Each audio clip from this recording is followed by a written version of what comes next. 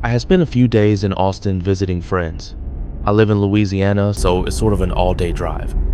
On my last day in Austin, my old friend Tom had commented on my Instagram story, asking when I was leaving. I said today. He told me he lived an hour outside of Austin, which was actually in the direction of home for me. I hadn't seen Tom in years, and it would be nice to catch up. He said I should stop by, and I said, sure, why not? I set my GPS for Tom's address, and it said about an hour-and-a-half drive.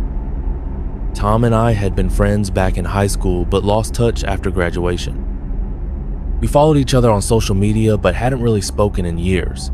When I pulled up, I noticed his house was a little old-fashioned. It wasn't run down or anything, just aged. The wooden porch creaked under my steps, and when he opened the door, I caught the scent of old wood and something rustic, like an old cabin in the woods. Tom was, of course, very welcoming, giving me a big hug and pulling me inside. Some friendships stay just as pure, no matter how much time passes. The inside of the house was just as old as the outside. The furniture looked like it had been around since the 70s. Every step I took on the hardwood floors led out to a small creek. It felt kind of Texan, I guess. It was kind of charming in a way, like stepping back in time. We sat down in his living room, catching up on life, drinking whiskey. It was like 5:00 p.m. by this point. One drink turned into two into three, and before I knew it, I was pretty drunk. The warmth of the alcohol made the room feel smaller, cozier, but also heavier. Hours passed like minutes. Honestly, we were having such a good time catching up that eventually he dropped the question I knew he'd ask. Hey man, you got a long drive back? Why don't you crash here for the night? He offered. I hesitated, but he was right.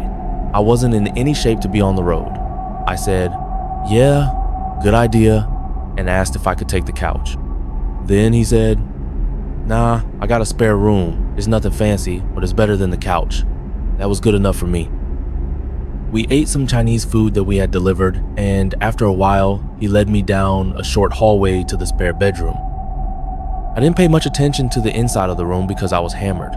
We both were, but I remember the air in the room was still like the room hadn't been used in a long time. I barely had time to register my surroundings before I collapsed onto the bed, completely exhausted and drunk.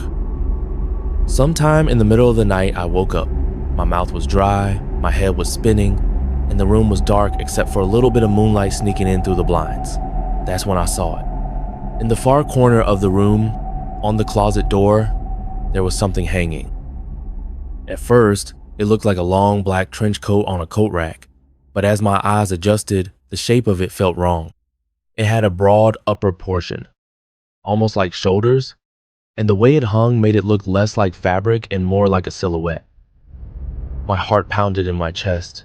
I didn't remember seeing that when I stumbled into bed, but I had been drunk. Maybe I just hadn't noticed. I rolled over, trying to ignore it. It was just a coat, nothing more, but I couldn't help myself. I peeked again, still there. I squeezed my eyes shut, took a deep breath, and forced myself to sleep. I don't know how long I was out there before I woke up again. It wasn't just discomfort that pulled me from sleep. It was sound of slow, soft creaking, like someone stepping carefully on an old wooden floor. My eyes shot open. The room was dimly lit now, dawn creeping through the blinds. I turned my head toward the corner, and my stomach dropped. The coat was gone. I sat up so fast that my head spun. My body was buzzing with a sickening mix of fear and leftover alcohol. I scanned the room, my heart thudding against my ribs.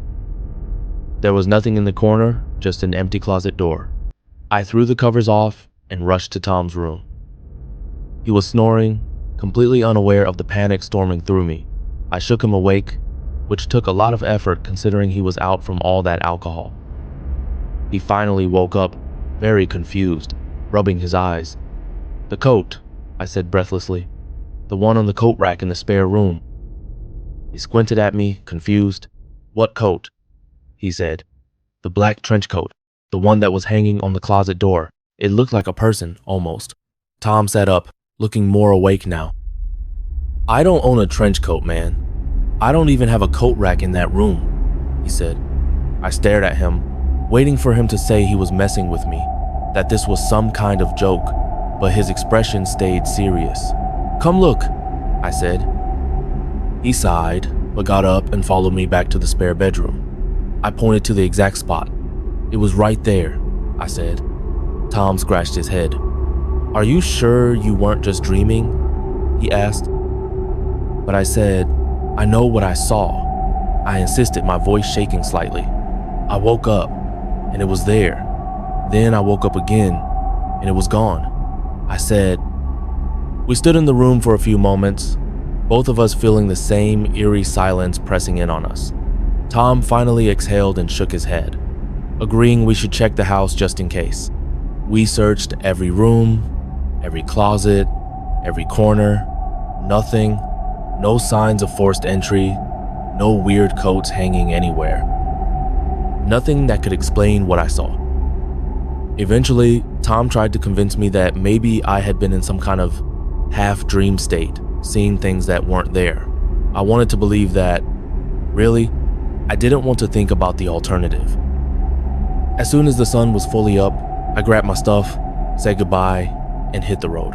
I almost felt guilty leaving him alone after that. The whole drive back to Louisiana, my mind kept circling back to that moment, waking up to that coat-like figure staring at me from the corner.